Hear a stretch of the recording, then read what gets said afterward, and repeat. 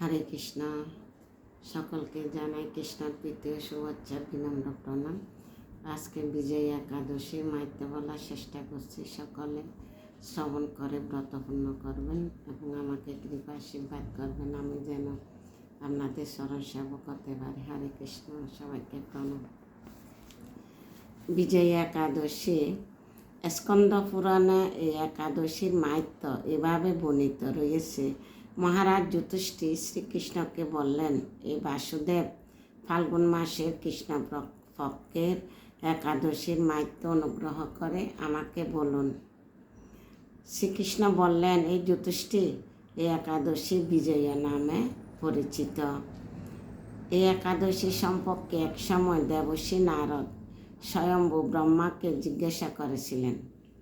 তিনি এই প্রসঙ্গে যা বলেছিলেন তা আমি এখন তোমাকে বলছি।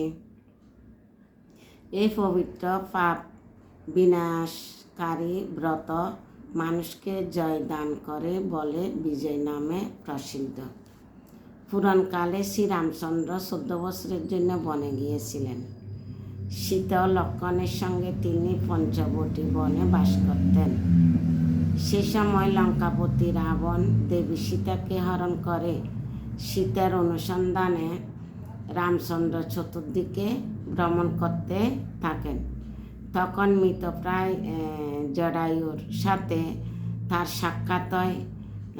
জটায়ু রাবণের সীতাহরণের সমস্ত বৃত্তান্ত রামচন্দ্রকে জানাইয়ে মৃত্যুবরণ করে। এরপর সীতা উদ্ধারের জন্য বানরাজ সুগ্রীবের সাথে তিনি বন্ধুত্ব স্থাপন করেন। ভগবান রামচন্দ্রের কৃপায় হনুমান লঙ্কায় গমন করেন। সেখানে অশোক বনে সীতা দেবীকে দর্শন করে শ্রীরাম প্রদত্ত আঙ্গুরটি তাকে অর্পণ করেন। ফিরে এসে শ্রীরামচন্দ্রের কাছে লঙ্কার সমস্ত ঘটনার কথা ব্যক্ত করেন হনুমান। হনুমানের কথা শুনে রামচন্দ্র সুগ্রীবের পরামর্শে সমুদ্র তীরে যান। সে দুরন্ত সমুদ্র দেখে তিনি লক্ষ্মণকে বললেন, এই লক্ষ্মণ, কিভাবে এই অগাধ সমুদ্র পার হওয়া যায় তার কোনো উপায় খুঁজে পাচ্ছি না। উত্তরে লক্ষ্মণ বললেন, এ পুরুষোত্তম সর্বজ্ঞতা আদিদেব, আপনাকে আমি কি উপদেশ দেব? তবে বগদালব্য নামে এক মুনি দ্বীপে বাস করে।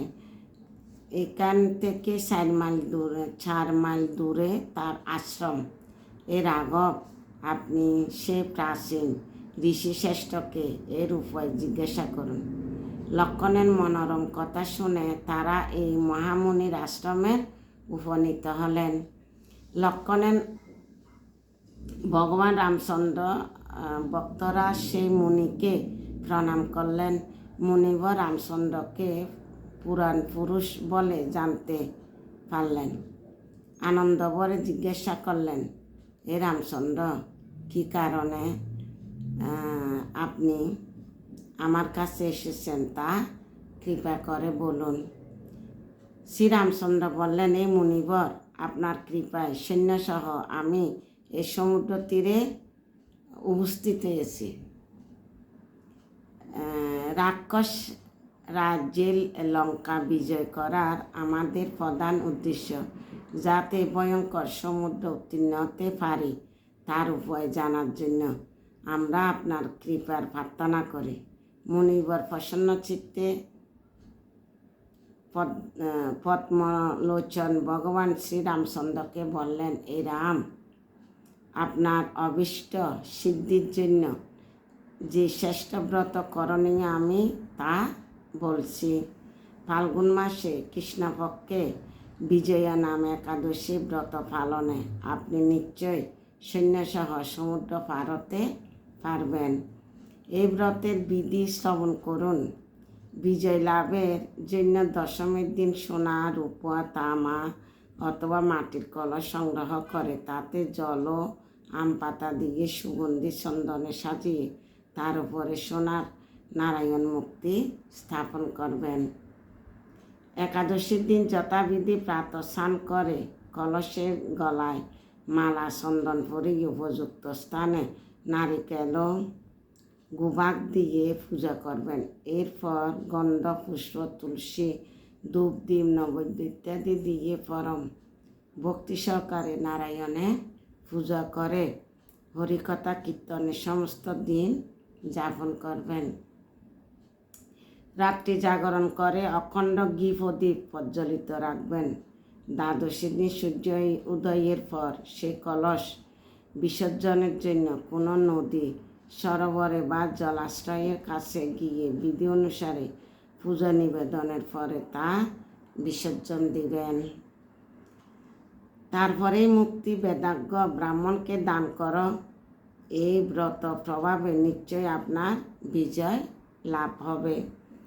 ব্রহ্মা বললেন, এই নারদ ঋষির কথা মতো ব্রত অনুষ্ঠানের ফলে তিনি বিজয়ী হয়েছিলেন। সীতা প্রাপ্তি, লঙ্কা জয়, রাবণ বধের মাধ্যমে শ্রীরাম ছন্দ অতুল কীর্তি লাভ করেছিলেন। তাই যথাবিধি যে মানুষ এই ব্রত পালন করবেন তাদের এই জগতে জয়লাভ এবং পরজগতে অক্ষয় সুখ সুনিশ্চিত জানবে। এই যুধিষ্ঠির এ কারণে এই বিজয়া একাদশী ব্রত পালন অবশ্যই কর্তব্য। এই ব্রত কথা শ্রবণ কীর্তন মাত্রই বা জপের যজ্ঞের ফল লাভ হয়। হরে কৃষ্ণ।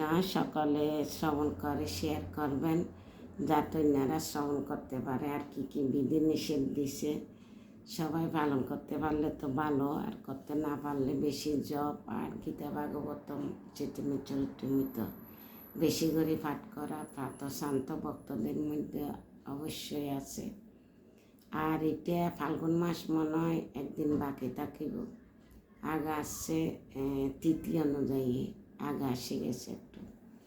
তো হরে কৃষ্ণ। আজকে এতটুকু ভুল ত্রুটি নিজে গুণে ক্ষমা করবেন। হরে কৃষ্ণ। সবাইকে প্রণাম।